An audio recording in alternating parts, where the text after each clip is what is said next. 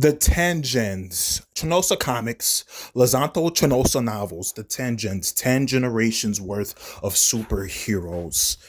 There's Jay Young, also known as Jay Air, the morale leader, the empathizer, the spirit booster, the North Star, calm, cool, and collected, bright and energetic at times, but level headed. And then there's Michael Monterello, the Vala, sometimes nicknamed, Speedy the Speedster. We know he's the life of the party, the one that likes to, throw the parties, throwing some jokes. He brings that humor element vibe to the group. Hey, bro, you coming to the party right now? Come on, 7 minutes away. Then there's Christopher Johnson, Tror, also known as Worry the Warrior. Now, we know he has that magical stick, but along with that royal aristocratic guard type of nature, due to the realm that he comes from, all right? He brings that experience and wisdom to the group. Up next is Henry Wallsworth, aka Jatreo, all right? Now, we know he's the space adventurer, space explorer. We know he has that anger management and attitude problems. It can get him into trouble, or it can get the team a W, a victory. It just depends on the feeling and mood and the threat that they are facing that day. Now, up next is Malia Kozlov, aka the Widower. Obviously, the biggest fan favorite. I mean, need I say more? We know she turns pain, agony, and suffering into transformation for self improvement. We also know that she took her trauma and shaped it and molded it into her motivation to do what she does, right? And by the way, you will see the powers and abilities for the characters on the screen. This is going to be a feat and accomplishment video, by the way. Just want to point that out. Up next, we got Dianessa Romano, aka Wonder Woman, born in Miami, Florida in 1992, July 23rd to be exact, and officially became queen of the Kingo Island, the King and Queen tournament that was held in 2016 when she was only 23 years of age. That would explain how she got her powers and abilities through that tournament. When you win every round, you get a new power up and an ability. It's pretty cool and amazing. But her true story is how she grew up with her father, her mother, her two brothers, and her sister, and her grandmother. You know what I mean? You can tell the Miami, the Godo Wido city, and the land, and then the Kingo Island really shaped and molded and guided her at very early ages, whether she was a baby, a toddler, or a teenager. The classic story of nature versus nurture. Now, I'm just going to name off the magicians of the group and non-physical deities and stuff like that.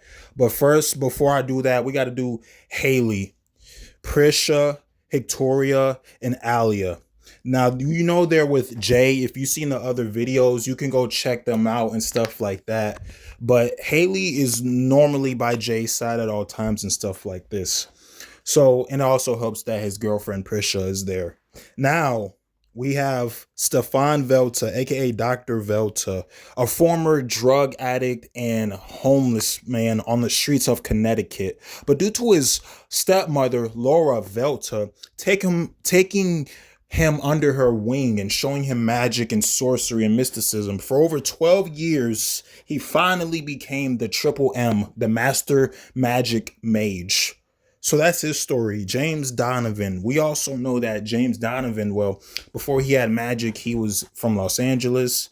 He lost a big battle against interdimensional and transdimensional deities, and he realized he needs something more than just punching and kicking, along with the normal physical power set, which is why he moved from, Los Angeles all the way to New Orleans, where he met his wife, Stacy, who showed him magic and sorcery. Up next, we got Romano, Romerto, or something along those lines. He's another magician and sorcerer who grew up in Los Angeles. But unlike James, he was, more into the Seattle sorcery, moving to, well, Washington State when him and his family was like 14 years old. Well, he was 14 years old, of course. And we all know his girl and stuff like that, things of that nature. Zoe, Whitney, and Amanda. Yeah, I'm pretty sure you all are familiar with those three. Go check out the other videos on the channel for them, whether it's personality or their scaling, right? Now, we're just gonna start off slow. Now, when they first met up, they took on universal level threats, all right? These threats would consist of Cortex and Mornax. Now, we also know that these beings are celestials who can easily tear holes through universes. Normally, when the TenGens beat and defeat threats like this, it's a mix of strength, speed, intelligence, wisdom, along with magic and sorcery and other non-physical prowess. Okay, so we already know how big the cosmology is. Once again, go check out the cosmology videos to understand how insane these feats are and things of that nature, right? Another thing that these characters seem to use is they, well, let's just say it's either speed, intangibility, astral projection, or ties to the astral plane in the astral realm, as we have seen so many times with characters like, well, Michael Monterello, of course. And Rhea Raven Rachel's bringing her cosmic deity, half angelic deity side due to her mother and father's heritage really helps out the team as well. Now, they've also taken on many multiversal level threats like Jokic and Borton, all right, along with Daniel. Now, these beings are not what you would consider team busters, but they do give the team trouble. Like we said, we've known that Daniel, and Jokic have destroyed many multiple multiverses before in their wake, okay? So we know that Jay and Kevin, they speed blitz. Dianessa maneuvers around them, uses her power set and abilities. This gives Zoe, Whitney, and Amanda more than enough time to come up with numerous spells since they have that front line protecting them. Christopher Johnson can use his stick for guidance and wisdom, putting it up to his head. I mean, you see what the magical stick can do, all its powers and abilities and stuff like that, along with Henry and his power cosmic, the cosmic abilities that he has. Now, this is where we're starting to get into huge danger category. So please be ready. You have been warned. You have the multi-metaversal level threats and omniversal level threats and above. So consider this category 3, all right? Now, they have fought Impadiator, which is a J level villain, okay? Along with Sandrex, which is another J and Haley level villain, right? So once again, their combination of strength and speed, intelligence, wisdom, magic, and sorcery, along with Rhea, her cosmic and angelic powers, seem to overwhelm beings of this nature. But we know that Impadiax has insane anti-proton powers and antimatter manipulation and matter manipulation on the quantum level. Like when he hit Jay with that blast, it had erased other heroes who destroyed universes and multiverses, but not Jay himself. Rogue heroes, I should say, not normal heroes, but Jay himself was able to withstand that blast, okay? They were eventually able to put him down by sealing him, trapping him, or just flat out muscling him. So it depends on the type of threat. They've taken on physical and mental and spiritual and yes, even conceptual beings. I mean, Dr. Velta, he deals with that eldritch horror type of character. They're eerie, uncanny, and unorthodox. But who better than, well, Stefan himself to take on those threats, right? They have really good teamwork and communication skills, especially when using their telepathy to communicate with one another so their opponents can't hear what they're saying.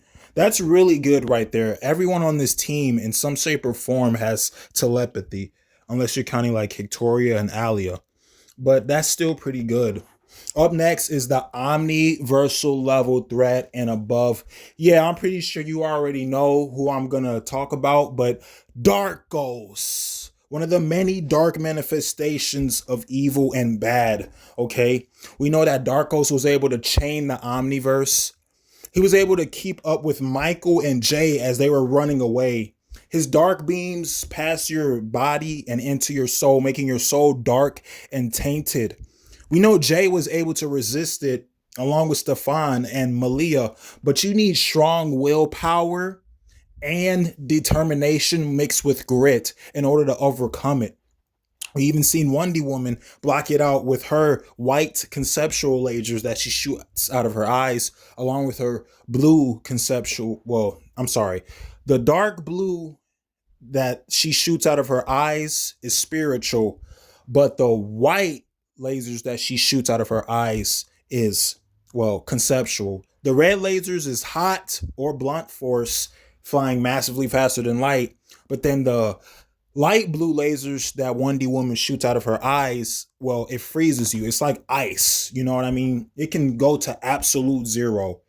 You know what I mean? So it just depends on what she's feeling in that day. Once again, you'll see the powers and abilities on the screen. But we know Darkos has done multiple omniversal level and above feats. For example, he was able to traverse and go above the gate that transcends infinite time, space, and dimensionality conceptually. So the fact that Wonder Woman and Jay and Michael and Cristopher, along with Haley and Rhea and Stefan, was able to go there to follow him is insane. You know, Zoe, Whitney, and Amanda. Whitney, raw power, raw reality warping, pushes and fights through it. Zoe undoes the dark effect or the dark damage, you know, the dark beams that he shoots out of his eyes. Each darkness is way more unfathomable than the last darkness, so you don't want to get hit with his abilities. We know he has the strength, speed, stamina, and invulnerability to back it up. He has the height and size manipulation. He could just crush them by growing massively taller than them. But we all know how they can bypass through that. So then we have his wife, Diana, who is considered a Wonder Woman level threat, the literal embodiment of bad and evil itself. Okay.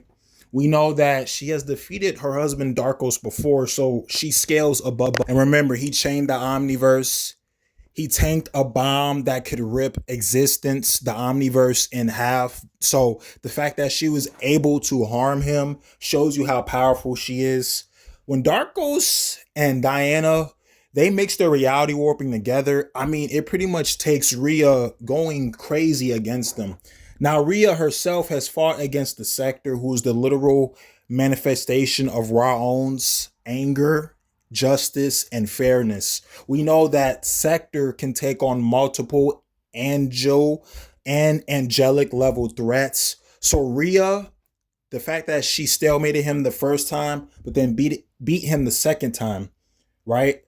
So she's kind of up in that angel tier and category, which means highly dangerous and explosive right now. You know, insanely dangerous. She even defeated Trensu, right? We know Trensu was able to manipulate the dream realm and the domain of Trinalis, and she defeated him in the Veil of Nothingness after restoring the Veil of Nothingness and the dream realm. So once again, the TenGens characters, depending on the day and the villain, they're powerful, extremely powerful. So it just depends. So the first level, universal to multiversal, massively faster than light. Second level, metaversal level, infinite speed. And then the third level, omniversal and outerversal and above, irrelevant speed, immeasurable and irrelevant speed, depending on, once again, the threat level and who they're facing and stuff like that. Whether it's a random encounter or prep time, they always find a way to save the day, no matter how big, dangerous, and scary that villain or deity may seem. Despite their different backgrounds, powers, and beliefs and origin stories, they have one thing in common: getting rid of this earth and existence of all things bad and evil. And that is what makes them true heroes. The TenGens show us that in order to defeat threats that are bigger and badder than you don't need muscles, super strength, or super speed, or even reality warping. You don't need powers and abilities. All you need is a heart and a soul, and maybe a scoop of vanilla ice cream in a cone. But that's what makes them the TenGens. Much respect and love.